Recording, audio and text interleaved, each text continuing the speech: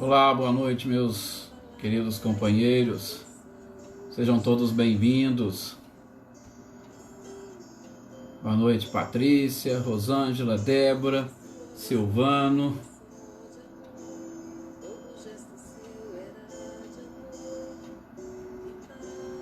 Vamos aqui ajeitando o espaço enquanto vocês vão chegando para nós iniciarmos.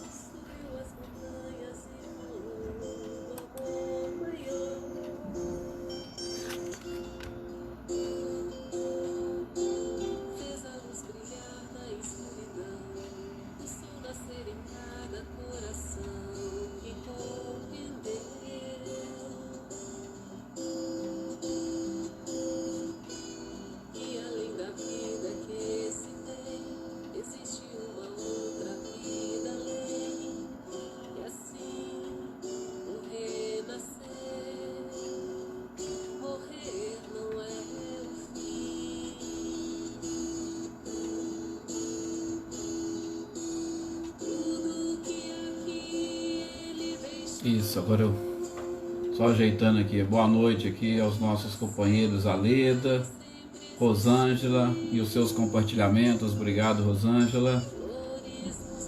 A Tuca, seja bem-vinda, Tuca. Adriana Alvarenga, o Célio. Boa noite, Aparecido. Patrícia Rocha, Eveline, Roberta, boa noite. Anitta, Cláudio Honor, muito bem-vindos. Maê Aparecida, Natália, Ricardinho, seja bem-vindo. A Débora, que nós já cumprimentamos aqui, a Lídia. Isso, e a todos aqueles que forem chegando, todos com certeza são muito bem-vindos aqui ao nosso grupo de estudos, podemos assim dizer, né? Bom, olhando aqui a hora, acho que já está no nosso momento, então vamos fazer a nossa prece, conduzidos por essa canção, o homem, lembrando da figura do meigo Rabi da Galileia, o ser mais perfeito que pisou neste planeta e que está procurando nos conduzir novamente ao Criador, mas como inteligências despertas, a fim de auxiliarmos na obra da criação. Por isso dizia o codificador: espíritas, amai-vos, eis o primeiro ensinamento, e instruí-vos, eis o segundo. Porque precisamos com certeza das duas asas para alçar voos mais altos, para aprendermos a utilizar com sabedoria todos esses dons e benefícios que nós estamos aprendendo e todas as virtudes que serão necessárias para que, como grandes espíritos, auxiliemos, no primeiro momento, a nós mesmos, no segundo momento, àqueles que caminham conosco e que também passam pelas dificuldades e enfrentam obstáculos, para que todos juntos alcancemos as graças do Criador e que possamos viver sentindo essas graças correndo nas nossas veias e nas nossas fibras mais íntimas, para refletirmos a sua pura, límpida e santa imagem. Que assim seja. Como se diz, vamos abaixar aqui o som. Mais uma vez, muito obrigado a todos vocês por estarem aqui compartilhando conosco esses momentos, esse estudo, aproveitando este período onde a Aliança Municipal Espírita de São Sebastião do Paraíso teve esta iniciativa de aproveitar nesse momento que nós estamos em casa e onde as casas espíritas não estão funcionando apenas online ou por videoconferência, para que a gente não descuide do estudo da doutrina espírita. E aí nós resolvemos iniciar este processo, iniciar este projeto, estudando as obras básicas, os 5 livros principais da codificação, nestes 5 dias úteis também da semana. E hoje é dia de nós trabalharmos o livro O Céu e o Inferno. O Céu e o Inferno, ou a Justiça Divina, segundo o Espiritismo. Nós já estamos entrando no capítulo 7º desta obra, e o capítulo 7º ele é dividido em 3 partes ou em 3 títulos, que é A Carne é Fraca, que é o que nós vamos ver hoje, também os princípios da doutrina espírita sobre as penas futuras e o Código Penal da vida futura. Então, se naquele primeiro momento, ou no primeiro estágio do estudo dessas obras, nós identificamos a sorte da alma após a vida, aprendendo um pouco sobre o céu, sobre o purgatório e sobre o inferno, dentro daquilo que a própria instrução humana nos apresenta. Diz instrução humana por quê? Porque foi muito com base naquilo que a humanidade até hoje desenvolveu. E agora nós temos essa oportunidade de, através da instrução dos espíritos, buscar, sob um outro prisma, o conhecimento sobre estes, entre aspas, locais que nós aprendemos, sobretudo, a temer no passado e que vão designar a própria sorte da alma ou do espírito humano. Deste princípio inteligente. E, como nós identificamos, entre aspas, esses lugares que nada mais são do que estados de alma, nós vamos passar a identificar agora como seriam essas penas. E como Kardec elaborou um código justamente para nos mostrar, através dos nossos próprios atos e, sobretudo, como vocês vão ver no Código Penal da Vida Futura, a intenção, que é justamente aquilo que vai delimitar os nossos próprios atos, vai também, com certeza, delimitar a extensão das nossas próprias penas. Mas, antes de adentrarmos à questão deste Código Penal da Vida Futura, que é um título interessante, nós temos a oportunidade de ver e estudar essa parte ou esse título, A Carne é Fraca. Gente, é com certeza um título que nos apresenta, sobretudo, uma reflexão muito profunda sobre a influência que o organismo exerce sobre nós. Sim, quando nós falamos que a carne é fraca, significa que nós estamos, de alguma forma, sofrendo uma influência do nosso próprio organismo, ou de toda essa estrutura que o espírito, princípio inteligente, ocupa e que tem a função de dirigir. Sim, o espírito ou o princípio inteligente tem a função de dirigir todas essas outras criaturas que compõem a nossa estrutura chamada de corpo físico. E essa estrutura chamada de corpo físico, ela exerce influência sobre o espírito? Essas são as reflexões que nós vamos buscar justamente neste título. E Kardec vai iniciar falando justamente isso, que há tendências viciosas que são inerentes ao espírito. Por quê?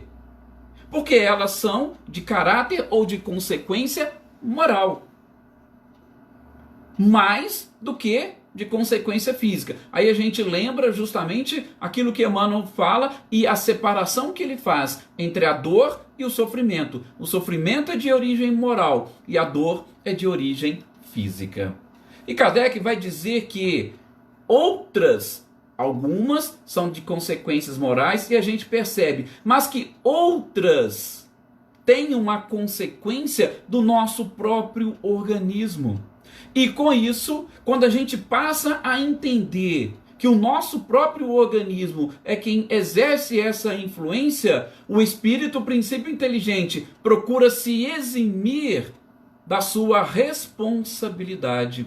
Este é o detalhe, ou esta é a principal reflexão que nós vamos fazer hoje sobre este título. Podemos nos eximir de qualquer responsabilidade, sobretudo pelas influências que o nosso organismo, que o nosso corpo físico exerce sobre nós? A pergunta, com certeza, é interessante. E Kardec vai desenvolver, sobretudo, com base nos próprios órgãos cerebrais. Por quê? Porque vocês vão identificar, ou nós vamos identificar, numa das perguntas do Livro dos Espíritos, sobre o local onde o princípio inteligente se aloja. E eles dizem que mais comumente no cérebro e em algumas pessoas no próprio coração. A gente não vai entrar muito no método ou nesse detalhe agora, mas nós já aprendemos inclusive com a própria ciência física que a morte ou a extinção da vida física, ela acontece com a morte cerebral. Hoje nós temos essa convicção, a ciência fala isso para nós. Então, tem justamente esse ponto que Kardec vai chamar a atenção sobre o cérebro. E por quê? Porque o cérebro é justamente o órgão responsável pelo desenvolvimento do espírito. Aí, nós vamos ter que aprofundar um pouquinho mais, sobretudo naquilo que a ciência hoje nos demonstra. Ciência hoje, em especial a partir da década de 90 do século passado para cá, quando a neurociência surgiu para estudar de uma forma mais aprofundada, sobretudo com equipamentos e instrumentos capazes de medir frequência e vibração das próprias ondas cerebrais que nós emitimos, que são os scanners cerebrais, justamente para mostrar qual é o tipo de influência que o próprio cérebro exerce. Sim, só que a gente não pode esquecer que muitas das vezes essa neurociência, ela se afasta um pouco da própria origem e, sobretudo, da espiritualização do ser. Por quê? Porque muitas delas têm base materialista, mas são justamente pesquisas super importantes e interessantes para mostrar para nós como que o espírito age sobre a própria matéria. Tá? Então, para nós termos uma ideia, quem fala isso com muita propriedade é justamente a Anete Guimarães, que é uma neurocientista, que é uma pessoa estudiosa, que está antenada sobretudo com todas as pesquisas que acontecem no mundo inteiro. E ela vai explicar para nós, por exemplo, o que seria a neuroplasticidade neuronal ou a neuroplasticidade cerebral. O que seria isso? Gente, fazendo um estudo mais aprofundado e, sobretudo, juntando o que Kardec diz nesse texto com aquilo que a ciência e a neurociência hoje vem demonstrando, nós percebemos que o espírito é o responsável por moldar o perispírito. A gente já viu, já estudou, como se fosse pela lei da atração, ele vai atrair as partículas do fluido cósmico universal necessárias de acordo com a sua própria vibração. Ele vai atrair e vai montar o seu corpo físico, o seu perispírito, desculpa. Esse perispírito, ele vai acompanhar o espírito e ele também, como faz parte de tudo aquilo que foi criado, ele também está submetido à lei de progresso. Então, o espírito progride, o perispírito progride e o corpo físico também. Os engenheiros celestes, quando estruturaram e prepararam um corpo para receber, através da encarnação, o princípio inteligente aqui deste planeta, ele elaborou os dois corpos para que eles pudessem, com a influência do espírito, veja, nós já estamos concluindo como Kardec, é o espírito que exerce influência. Então, com a influência do espírito, estes dois corpos, tanto o perispírito quanto o corpo físico, possam desenvolver. Bom, então, nós não estamos completamente enfeixados dentro de um corpo físico e totalmente presos como muitos de nós pensamos. E é isso que a neuroplasticidade vai demonstrar, que a neurociência tem demonstrado. Nós somos capazes de manipular e de alterar a estrutura neuronal que nós possuímos. E como é que a gente faz isso? A gente faz isso, sobretudo, através de uma descoberta recente daquilo que os cientistas chamam de fator integrador do caráter.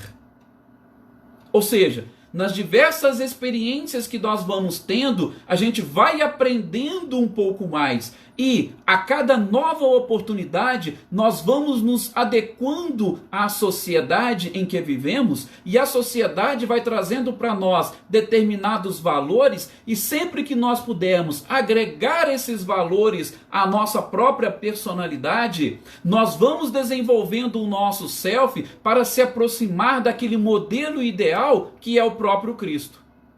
Por isso Cristo veio para servir de guia e modelo, servir de exemplo. Nós temos um parâmetro, só que, como se diz, Jesus é um parâmetro um pouco alto. Ele é um parâmetro um pouco alto justamente por conta da sua própria missão. Mas ele é um parâmetro que todos nós devemos buscar e alcançar. A gente não deve simplesmente pensando, opa, não, esse parâmetro está muito alto, eu não vou conseguir, então eu vou ficar. Não, o progresso é uma constante. Então, quando o Espírito vem e, através dessas diversas experiências, ele vai aprendendo, sobretudo agregando valores morais, ele mesmo vai modificando a sua estrutura neuronal, a sua estrutura cerebral, e essa modificação, ela acontece no perispírito, assim como no próprio corpo. E imaginem, quando eu consigo aprender e assimilar, e através da neuroplasticidade eu vou moldando, eu vou ampliando a minha capacidade, na próxima encarnação, o meu corpo físico ele vai estar numa situação bem melhorada. Por quê? Porque o corpo físico hoje nada mais é do que aquilo que o perispírito refletiu no seu processo reencarnatório.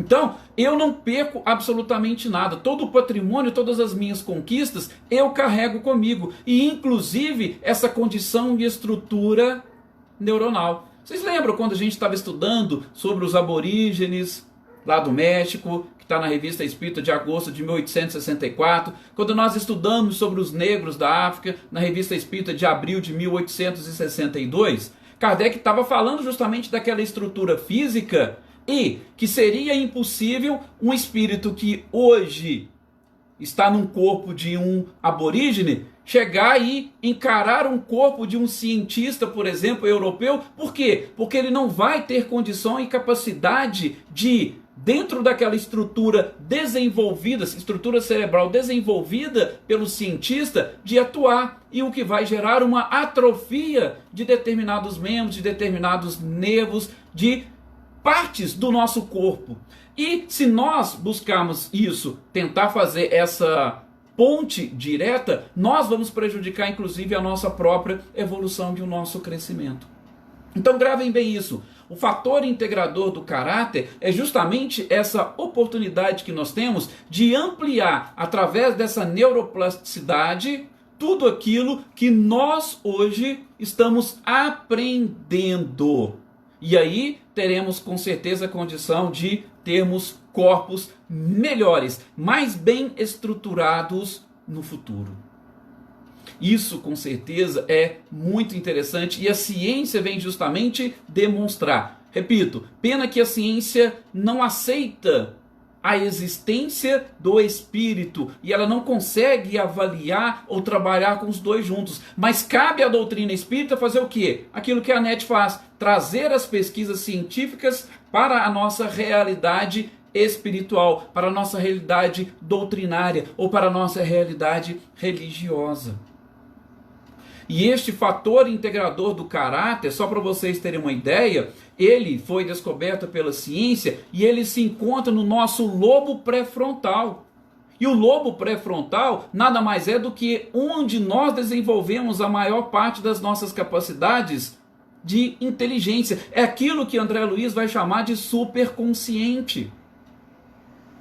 Olha para vocês verem que interessante como que as coisas vão se casando quando nós vamos associando aquilo que Kardec falou, a ciência, a essas verdades espirituais que nós aprendemos.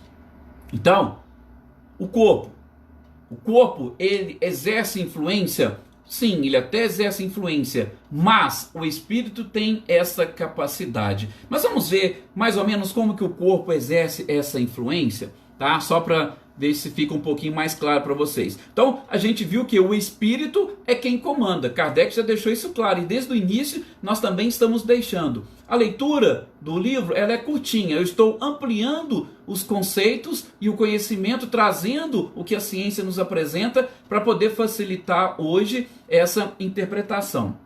Bom, vamos lá. Como que o organismo nos influencia? Gente, de diversas formas, tá?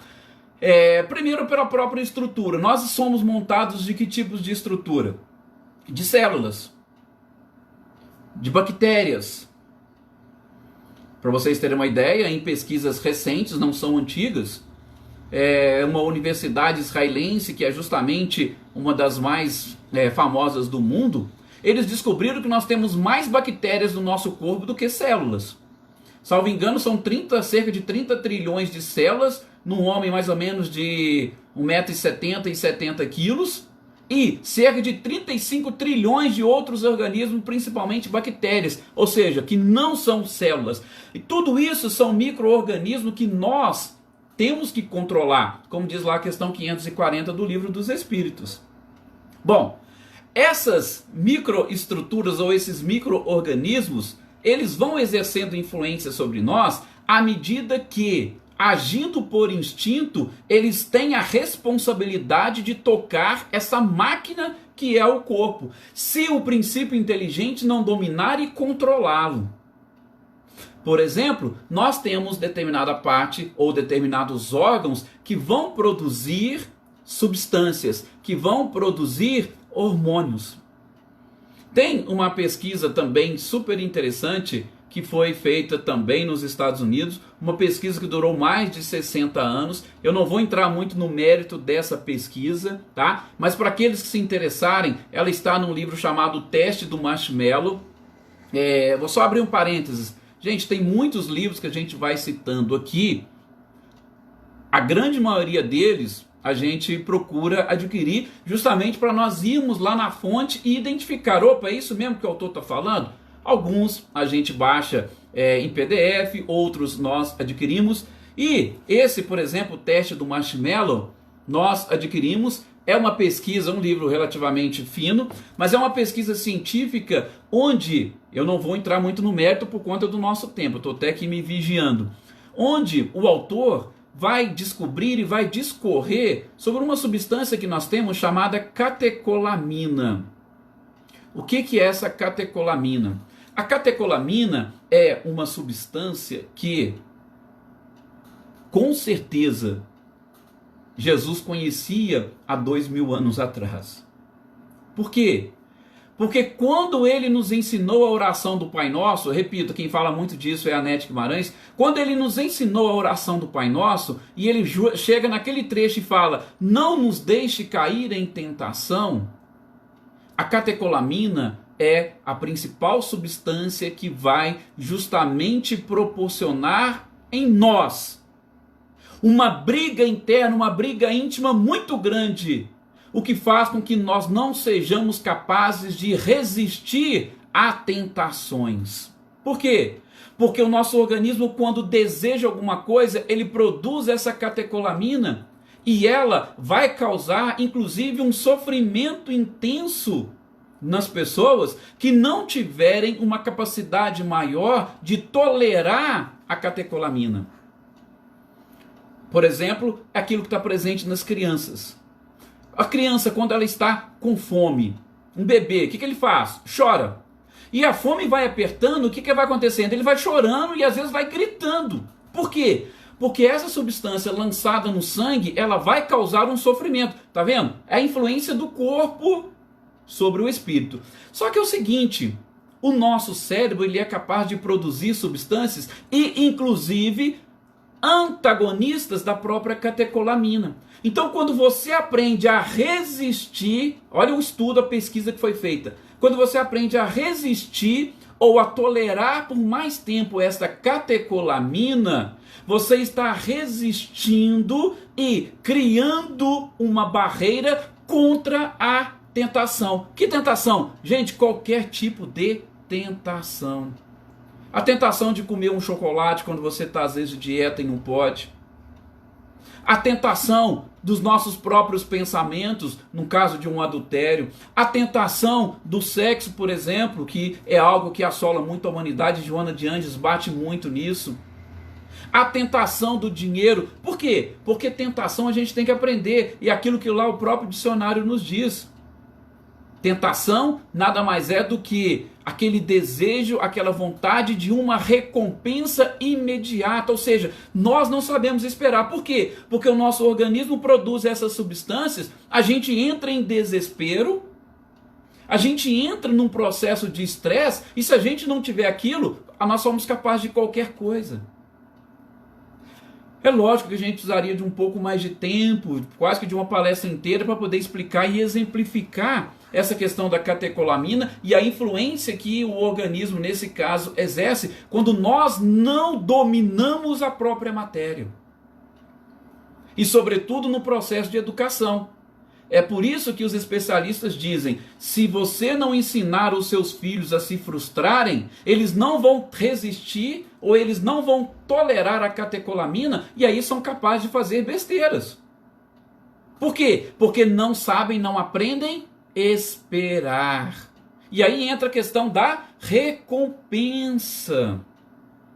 A tentação é justamente o quê? Resistir à recompensa. Espera, isso pode ser depois.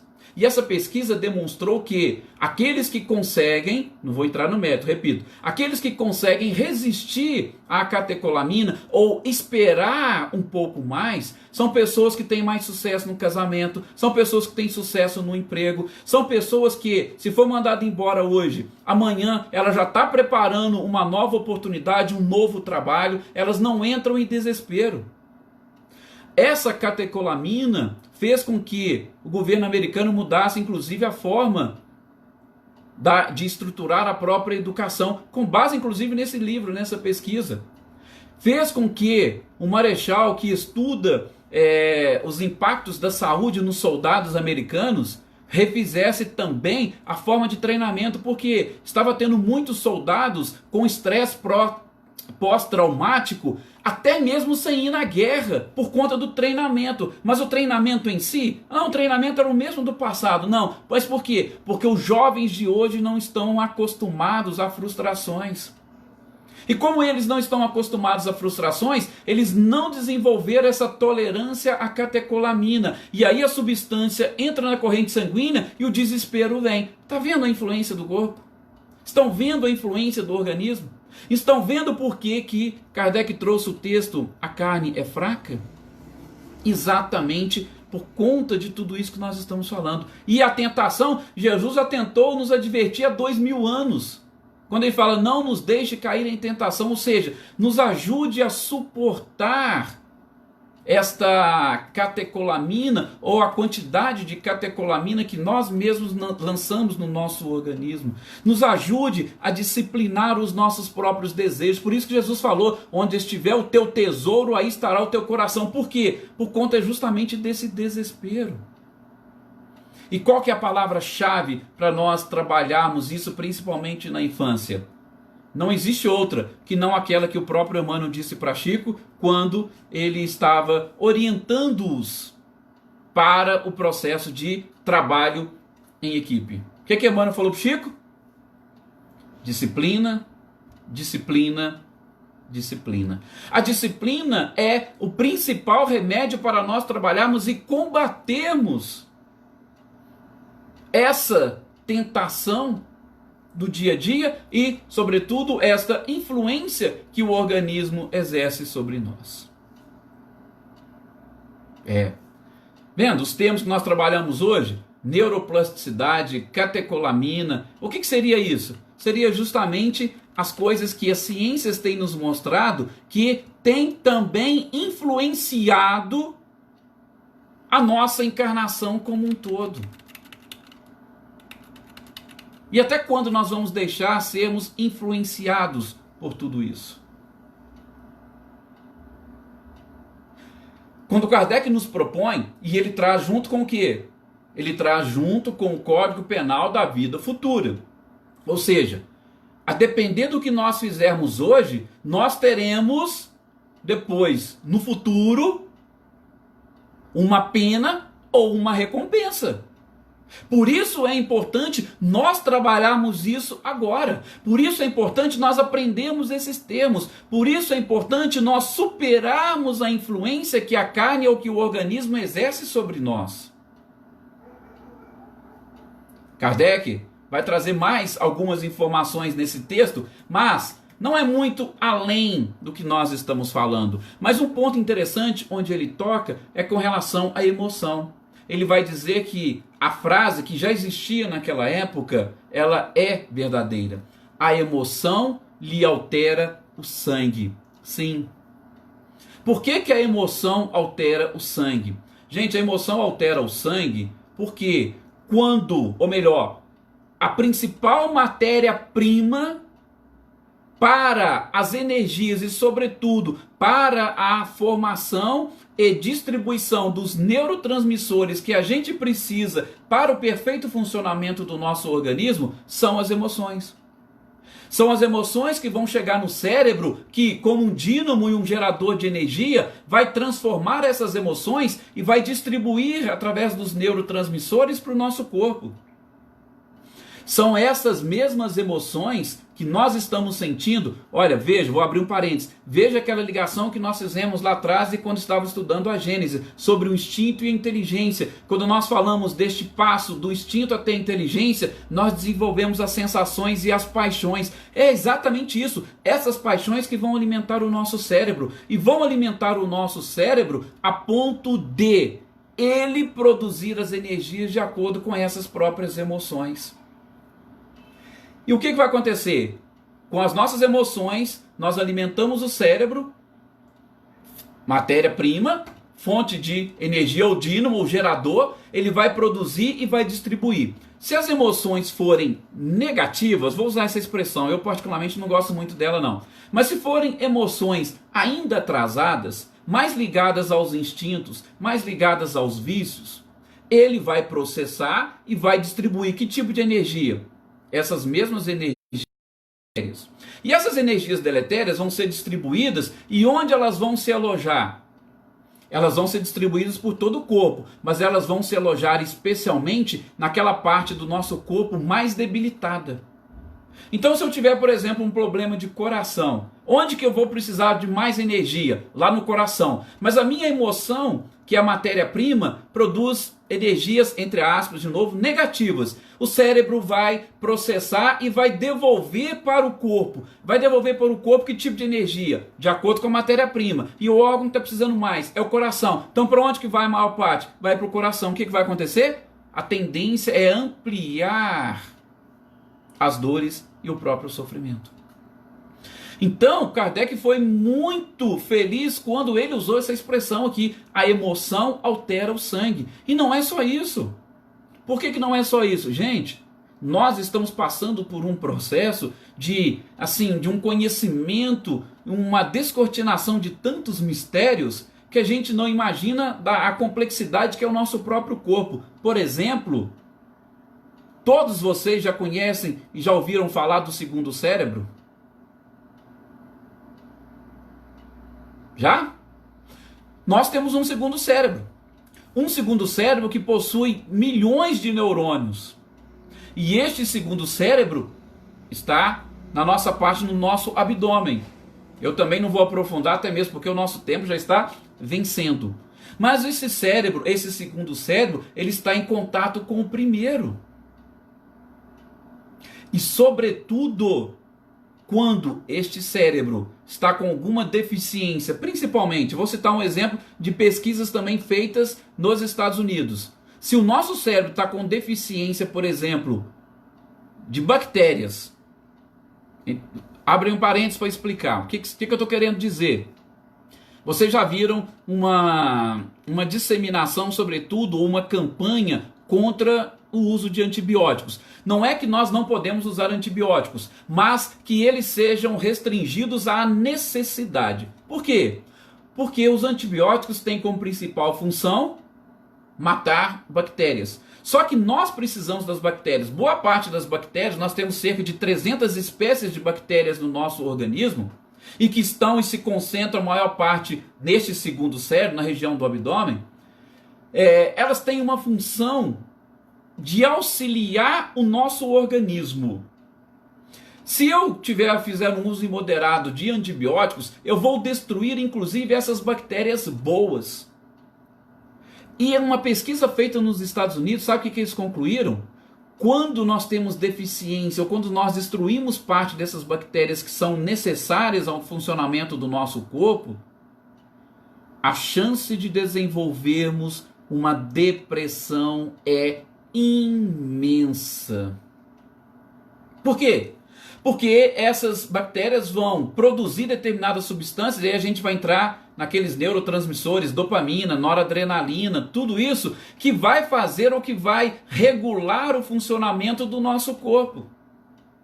E a ausência dessas substâncias ou dessas bactérias vai fazer com que a gente desenvolva. Então, nós podemos sofrer essa influência do nosso corpo. Por isso que eles falam, olha, quando você for tratar uma depressão, se estiver tomando medicamento, não deixe de tomar. Por quê? Porque o medicamento vai te ajudar, pelo menos naquele primeiro momento, a equilibrar essas substâncias. Em especial, os três neurotransmissores fundamentais, dopamina, noradrenalina e a ocitocina.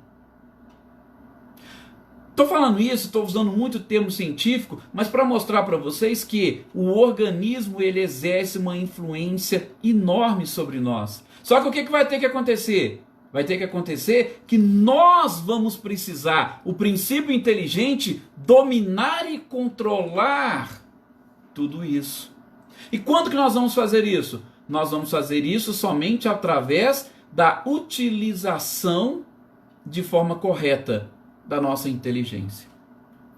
Quando a gente vai desenvolvendo, vai crescendo, ora a neuroplasticidade, nós vamos utilizando mais o nosso cérebro, a nossa capacidade, a nossa inteligência para comandar o mundo moral à nossa volta. Questão 540 de novo. Isso é o que nós extraímos desse texto de Kardec. Então, são detalhes importantes, são detalhes interessantes. Pesquisas também recentes demonstraram a psicopatia, ela está relacionada justamente com essa neuroplasticidade. Determinados psicopatas, eles possuem uma certa deficiência justamente nas proximidades desse lobo pré-frontal. Só que é o seguinte, isso não significa que todas as pessoas que têm essa deficiência automaticamente são psicopatas. Mas por que são? Porque eles não conseguiram desenvolver esse fator integrador do caráter, não trabalharam, e com isso a influência do organismo foi maior e eles acabam cometendo crimes. É até interessante que a NET ainda brinca, né?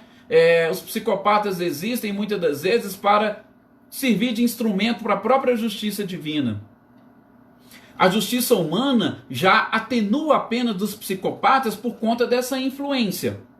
Lógico que o espírito, às vezes, ele não atingiu aquele patamar de conhecimento e capacidade que nós temos. E com essa deficiência nessa região cerebral, ele não consegue entender bem os padrões da sociedade da época em que ele está vivendo. Então, por isso existe. Só que é o seguinte, não são todos os psicopatas ou todas as pessoas que têm essa deficiência que se transformam em psicopata. Inclusive, no julgamento nos Estados Unidos aconteceu isso. O advogado foi bater, não, mas o meu cliente é psicopata porque tem essa tese assim, assim, assim, assado, e isso aqui foi comprovado. Só que por que ele não conseguiu vencer e provar isso e simplesmente tirar o cliente dele? Porque um policial, que era também testemunha, ele falou, eu também tenho essa deficiência. Só que ele, como policial, ele não deixou se influenciar pela deficiência e pelo organismo. E aí, é claro, o que os jurados fez? Opa, está condenado, você poderia ter feito e não fez. Só para mostrar para vocês que tem essa influência, tem. Mas quem que domina e controla? É justamente o espírito ou princípio inteligente. Para fechar o nosso estudo de hoje, inclusive por conta do tempo. Gente, Tem um texto de Emmanuel no livro Pão Nosso, cujo título é Socorre-te. Eu não lembro certinho o capítulo, não sei se é o 37. Socorre-te. O que Emmanuel diz nesse texto? Ele é muito claro e às vezes as pessoas têm dificuldade de interpretá-lo. Ele diz o seguinte: quando fordes fazer o evangelho, não esqueçais de pregar o evangelho para os seus próprios órgãos. Vou parar por aqui, não vou nem comentar. Aliás, comentar Emmanuel é: quando fordes pregar o evangelho, não se esqueça de pregá-lo para os seus próprios órgãos. O título do texto é Socorre-te, casando perfeitamente com esta parte do capítulo 7º do livro Céu e Inferno, A Carne é Fraca. Espero que eu tenha contribuído com essas reflexões de vocês nesta noite e que a gente possa dar sequência nesse nosso processo de crescimento, de evolução e de entendimento dessa doutrina maravilhosa. Mais uma vez, muito obrigado a todos pela paciência, pela tolerância, pelas energias e pelas vibrações. E que Jesus continue junto de cada um de vocês. Que assim seja.